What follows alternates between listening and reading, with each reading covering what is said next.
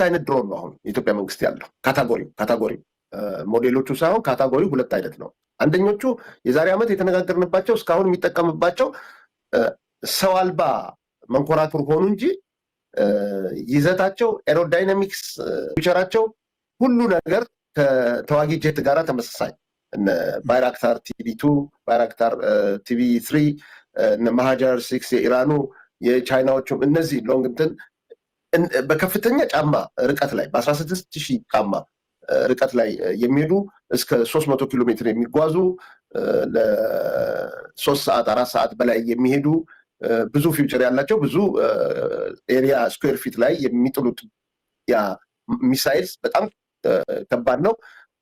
አደጋ የሚያደርስ ግን ዋጋው ቅድም ፕሮፌሰር ተናግሯል። ራሱ ተተኳሹ አንዱ ከ200,000 በላይ ነው። ሜንቴናንሱ እንደዛ ነው። 4 ይታጠቃል። አንድ ጊዜ ወደ 1 ሚሊዮን ነው የታጠቃቸው። ድሮኗ ደግሞ ከ5 ሚሊዮን በላይ ነች። እንግዲህ በሱ ነበር የሚጠቀመው። ጋዙ አለ፣ ሜንቴናንሱ አለ። አሁን ሁለተኛ በዚህ ዓመት አዲስ ነገር አምጥቷል። ምንድነው ያመጣው? ይሄ ድሮን ስዎርምስ የሚባሉት ጄኔሪክ የሆኑ ድሮኖችን እኔም እናንተም እዚህ ሀገር እንደ ልብ ነው ሄደን ከኦፍ ዘ ሼልፍ የምንገዛቸው ለሰርግ ላይ ለካሜራ ለኤክስፕሎረርስ የሚጠቀሙባቸውን ድሮኖች እነዚህ ዲጂአይ በተለይ ጥሩ ሆኖ የተገኘው ለሚሊተሪ ዩዝ ይሄ ሲቪሊያኑ ዲጂአይ ማቪክ 3 እና ወይም ማቪክ 4 ተሻሽሎ የመጣው ፕሮ ድሮንስ ናቸው። ቻይና ነው የምትሰራቸው። እነዚህ ርካሽ ናቸው። ከ1,000 ምናምን ዶላር በላይ አይሄዱም። አንዳንድም በዝቅተኛም ትገዛላቸው እስከ 1,500። እነዚህን ምን አደረገ? በጣም የሚገርመው ድሮን ፋብሪካ አልከፈተም። ኢትዮጵያ ያ ኢንዱስትሪ የላትም፣ ሂውጅ ኢንዱስትሪስ የላትም። ግን ምንድን ያደረገው? ድሮን ሰራለሁ የሚለው አሴምብል ነው የሚያደርገው። በርካሽ ፓርቶቹ ይመጡና ኮስቱን ኦቨርሄድ ኮስቱን ከት አድርጎ ከቻይና በገፍ ይመጣለታል። ያንን አሴምብል ነው ማድረግ የያዘው። ምንድነው እንግዲህ እነዚህ ድሮኖች አሁን እንደነገርኳቸው ይሄ ማቪክ ዲጂአይ ማቪክ 3 ወይም 4 ፕሮ ድሮንስ ለሲቪሊየን ዩዝ የተደረጉ ኮንቨርት ወደ ሚሊተሪ ጥቃት ለማድረስ እየተጠቀሙበት ነው። በዩክሬን ላይ እያየን ነው፣ በረሽያ ውስጥ እያየን ነው ያንን ሲጠቀሙ እና እነሱን ነው እየገጣጠመ ያለው። እነዚህ ደግሞ የሚበሩት ከፍታቸው ማክሲመም 6,000 ጫማ ነው፣ ወደ ላይ 6,000 ሜትር ነው ወደ ላይ ከምድር ሊያው ስቴብል ያልሆነ ነው። ይሄ አትሞስት እንትኑ ነው። ከዛ ዝቅ ብለው ነው የሚበሩት። የሚሄዱት ደግሞ 30 ኪሎ ሜትር ነው ሬንጃቸው እና የሚጠቀሙት ደግሞ ፍሪኮንሲ የታወቀ ነው። እንደዛኛው እንደ ባይራክታር ግራውንድ ስቴሽን የላቸው፣ ኮንትሮሊንግ ስቴሽን የላቸው። እንደዛ አይፈልጉ። ኦንሳይት ሳይሆን እንትናቸው ኤፍፒቪ የሚሉት ከኮንትሮለሩ ወደ ድሮኗ በሬዲዮ ፍሪኮንሲ ነው ኮኔክት የሚያደርገው እና ያን ይሄ በብዛት አሁን እያመረተ በአንድ ጦርነት ላይ 100 ነው እሱ ጉራ ይነዛው ሊደርስ ይችላል እዛ ቁጥር ላይ። ምክንያቱም በገፍ ነው ከአረብ ኤሚሬት የሚሰጠው። አላቅም ግን ግንኙነቱ ወይም ምን አይነት ስምምነት እንዳደረገ ወይ አገሪቷን በምን ደረጃ ላይ አሳልፎ እንደሰጠ ይህ ሁሉ ገንዘብ ያለ ምክንያት አይፈስም። አንድ ጥያቄ ነው። ከቻይናም እነዛን ያገኛል። እንበል 30-20 በአንድ ጊዜ ሊያሰማራ ይችላል። እነዚህ ምንድን ናቸው? በአነስተኛ አልቲቲዩድ ላይ እየሄዱ በየጓዳ ጉድጓዳችን ሊከተሉን የሚችሉ ኦፕሬሽኑ ደግሞ እንደዛኛው ግራውንድ ስቴሽን ወይም ማስወንጨፊያ ስቴሽን አይፈልጉም። አንድ ታብሌት ወይም ስልክ ወይም ከአንድ ኮምፒውተር ላይ ነው የሚፈልጉት። ዋይፋይም አይፈልጉም። ዋይፋይ የሚፈልጉት ኢንተርኔት ኮኔክሽን መጀመሪያ አፕዴት ሶፍትዌሩን አፕዴት ለማድረግ እና ጂፒኤሱን ዳውንሎድ ለማድረግ ነው። ከዛ በኋላ ያኛው ኮሚኒኬሽን በሬዲዮ ፍሪኮንሲ ነው ትለቀቃለች። እዚህ ቁጭ ብሎ አንድ ሰው ከ10 ኪሎ ሜትር ርቀት ላይ አንድ ሰው ብቻውን ይለቃታል። ወይም አንድ ስኳድሮን የሆነ የተገንጥሎ የመጣ አጥቂ የጠላት ኃይል ይመጣና ካሉበት ቦታ ላይ 10-20-30 ይለቁታል። እነዚህ ሰውየው ልክ ኢንተርፌስ ነው ኢንተርፌስ ነው ያለው። ልክ ያንን ስልኩን ይዞ ወይም አይፓዱን ይዞ ወይም ኮምፒውተር ላይ የሚቆጣጠራት እሱ ፍላይት ላይ እንዳለ ነው። ፍላይት ላይ መሬት ላይ ያለውን የሚያው በዛ ሴንስ ነው እንጂ በኦንላይን ሳይት እንደ ሌሎቹ አይደለም። እና እያንዳንዱን ሰው ለአንድ ሰው እንኳን እየመጡ ይሄ ወድቋል፣ ሞቷል፣ አልሞተም እየተከታተሉ ሀራስ ሲያደርጉ አይታቸው ይሆናል የቪዲዮ ክሊፖች። እነዚህ ናቸው። ይህን እንግዲህ መከላከሉ ይቻላል። በጣም ቀላል ነው። ይህንን በኋላ እንዳልከው ወደ ኋላ መልካም። እዚሁ ላይ ግን ኢንጂነር መንግስቱ ጨምርልን። ያው ብዙ ጊዜ የድሮን ጥቃትን በተመለከተ አያይዘን የምናወራው ስለ ስልክ ነው። የኢትዮጵያ ውስጥ ሲም ካርድ ይዛችሁ ስትደዋወሉ እንላለን። በቀጥታ ስልክ ስትደውሉ በዚህ መንገድ ነው የሚመቷችሁ ምናምን እንላለን። በመሰረታዊነት ሁለት ነገር ሲያነሱ ሰማለሁኝ። አንተ ዛሬ ግልጽ አድርግልን፣ እናንተ ዛሬ ግልጽ አድርጉልን። አንደኛው በአስተኳሽ በጠቋሚ በኦፒ በሚባለው የሚፈጸም የድሮን ጥቃት ነው። የቤተክርስቲያን፣ ትምህርት ቤት፣ ጤና ተቋም እነዚህን ኮኦርዲኔት ይዘው የሚደረግ አለ። ሌላው ግን ቀጥታ ካሉበት ቅድም እንዳልከው ከግራውንድ ስቴሽን የጂኦስፓሻል መረጃ ወይም የኔትወርክ መረጃን ተከትሎ በቀጥታ በተለይ ስልኮቹን ኮዶችን ተከትሎ የሚደረግ ነው። የድሮን ጥቃቶች ምን ሲሆን ነው ሊፈጸሙ ይችላሉ? ታርጌት እንዴት ተጋላጭ ሊሆኑ ይችላሉ? ይህን ፕሮግራም የፋኖ አመራሮች የፋኖ አባላት እየተከታተሉት እንደሆነ እርግጠኛ ነኝ እና ምን ሲሆኑ ነው ተጋላጭ ሊሆኑ የሚችሉት? ታርጌት ሊመታ የሚችለው አብይ አህመድ እነዚህ ቅድም የጠቀስካቸውን ቴክኖሎጂዎች ተጠቅሞ ታርጌቱን ሊመታ የሚችለው ምን ሲያደርግ ነው? ተጋላጭ የሚያደርጋቸው ምንድን ነው? እሺ እኔ ልመልስ ወይስ ፕሮፌሰር ግርበ? ኦኬ ከዚህ በፊት ይህን ነገር አንስተናል። አሁን እነዚህ ካቴጎሪ በሁለት ከፍለናል። እነዚህ በከፍተኛ ጫማ ላይ የሚሄዱት ተዋጊ ጄት የማያንሱት ሰው ብቻ ነው ውስጣቸው ሰው አልባ በመሆናቸው እነ ባይራክታር እነ ማሃጃር እነዚህ ስለነሱ አውርተናል። እነዚህ ደግሞ ትንንሾቹ አሁን ያልኳቸው እነዚህ ደግሞ ለየት ያሉ ናቸው። እነዛ ላይ እንሂድ። እነዛ ምንድን ነው የሚያደርጉት?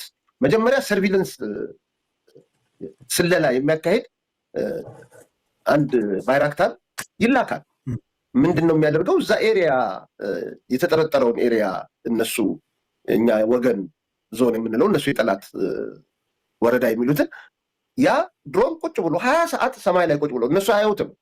ከ8 ኪሎ ሜትር ከ10 ኪሎ ሜትር ርቀት ላይ ሰማይ ላይ ቁጭ ብሎ ምንም ድምፅ ሳያሰማ ስቶል አድርጎ ፒክቸር እያነሳ ከመሬት ወደ ቤዝ ይልካል። ያ የሚነሳው ፎቶግራፍ ብዙ ኢንፎርሜሽን ይዞ ነው። የሰው ንቅናቄ፣ የወታደራዊ ኃይል፣ ብረት ለበስ ነገር ወይ መኪኖች አሉ ወይ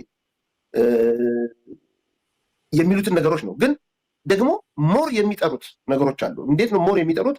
አሁን ለምሳሌ ስልክ፣ ብዙ ስልኮች አንድ ስልክም ከተከፈተ ሬዲዮ ፍሪኮንሲ ኤሚኔት ስለሚያደርግ አንዱ ካራክተሯ ድሮኗ ይህንን ነው። ሬዲዮ ፍሪኮንሲ ዲቴክት ታደርጋለች፣ ንቅናቄን ዲቴክት ታደርጋለች፣ ከሰው ላይ የሚመጣው የተፈጥሮ ሙቀትን ጂኦተርማል እንትን ሁሉ ዲቴክት ታደርጋለች። ስለዚህ ከነዚህ ነው ከዚህ በፊት የምንነጋገር የነበረው ስልክ አትክፈቱ። ከከፈታችሁ ከቤዝ ኤሪያ ውጭ ሆናችሁ ተመልሳችሁ ቤዝ ስትገቡ አጥፉ። እንዲያውም አንዳንድ ጊዜ እነዛ ከዚህ አይነት ጥቃት አደጋ ለመከላከል አንዱ መንገድ ቀደም ሲል ፕሮፌሰር ግርማ ያስታውሳል፣ አብረን የሰጠናቸው ሊትሬቸሮች አሉ። ካሞፍላጅ መስራት፣ ምን አይነት ዲሲቪንግ አሮጌ ስልኮችን ፈጥሮ ኤሌክትሮኒክ እንትን ጀምሮ በርቀት ከቤዝ ውጭ እነዛ እንዲሰሩ ኦን እንዲሆኑ ኤሌክትሮማግኔቲክ እንትን ኤሚኔት እንዲያደርጉ። ስለዚህ ድሮኗ ያን ያህል ሰው አይደለችም፣ ስማርት አይደለችም። ያንን እንትን የጠላት እንትን ነው ብላ እዛ ላይ ያንን መሳሪያ አርከፍከፋ ትሄዳለች። ስለዚህ ወገን ይድናል ማለት ነው። ስለዚህ ይህንን ስልክ በተቻለ መጠን በተለይ በቤዝ ኤሪያ ላይ ትልቅ ሀይ ካሽ ያለበት የሰውም ሆነ የእንትን የመሳሪያ አለመጠቀም፣ ከተጠቀሙ በውጭ ወጥቶ ከክልል ውጭ፣ ከዛ በኋላ ደግሞ ማጥፋት። ይሄ ብዙ ጊዜ ተናግረናል። ይሄ አንዱ ነው። ሁለተኛ ደግሞ ስልካቸውን ከነዚህ የኢትዮጵያ ስልክ ከሆነ የሚጠቀሙት በሚጠቀሙ ሰዓት እነሱ ከፍተን እንዘጋዋለን ሊሉ ይችላሉ። ተጠቅመን ወዲያው እናጠፋዋለን። ሞመንት ሲከፍቱት ይሄ ታወሩ ቴሌኮም ታወሩ ሬጅስተር ያደርገዋል። ያለን ስልክ ከየት እንደመጣ ሬጅስተር ያደርገውና ከዛ ሬጅስተር ካደረገው ላይ ቴሌኮሙኒኬሽን ውስጥ ያሉት ባለሙያዎች ከወታደሩ ደህንነት ጋር በመቀናጀት ምን ያደርጋሉ? ያ ስልክ ከየት እንደመጣ ትራንጉሌሽን የሚባል ካልኩሌሽን አለና ማፕ ያደርጉታል።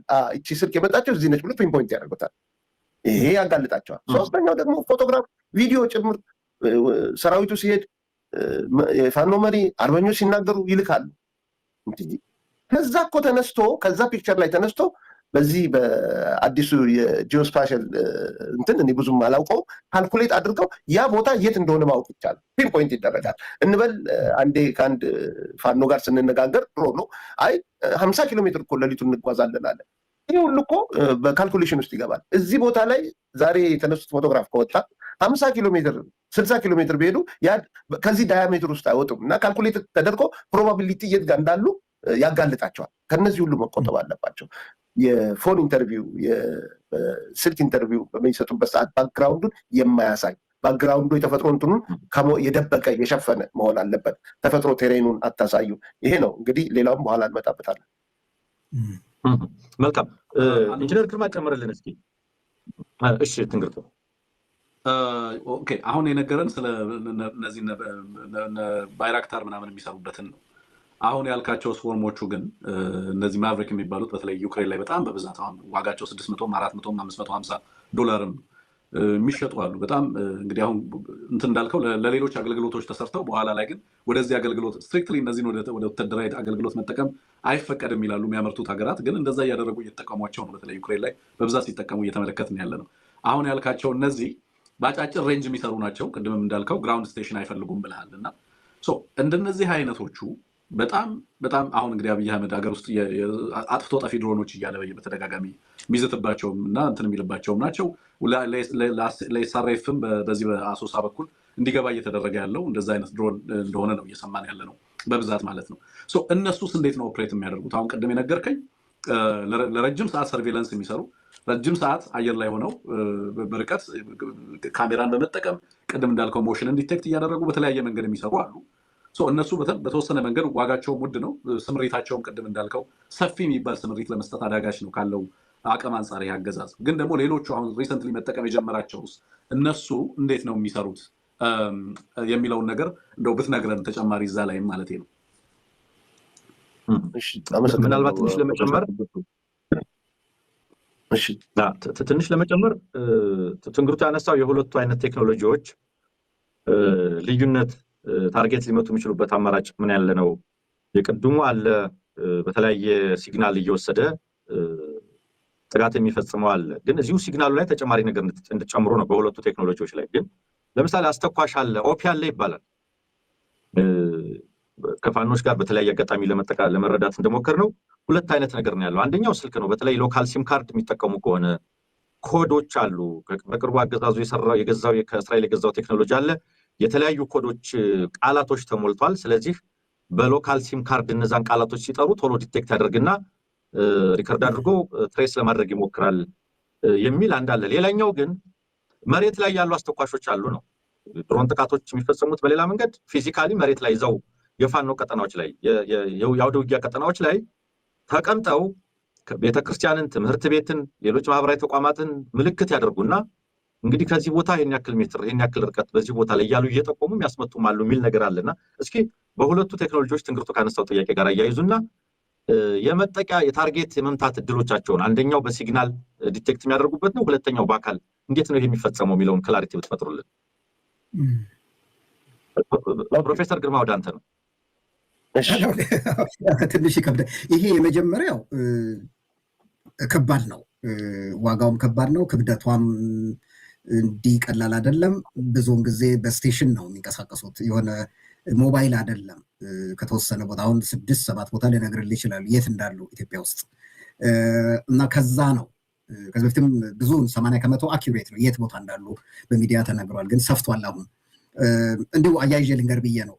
እነሱ በቀላሉ መለየት ይቻላል። ግን ኢፌክቲቭነታቸውን በተመለከተ ብዙ ጊዜ በእኔ አስተሳሰብ የተወሰነ ቦታ ላይ ብዙ ሊመቱ ይችላሉ እንጂ አኪሬት ያን ያህል አኪሬት ናቸው ብዬ አልገምትም።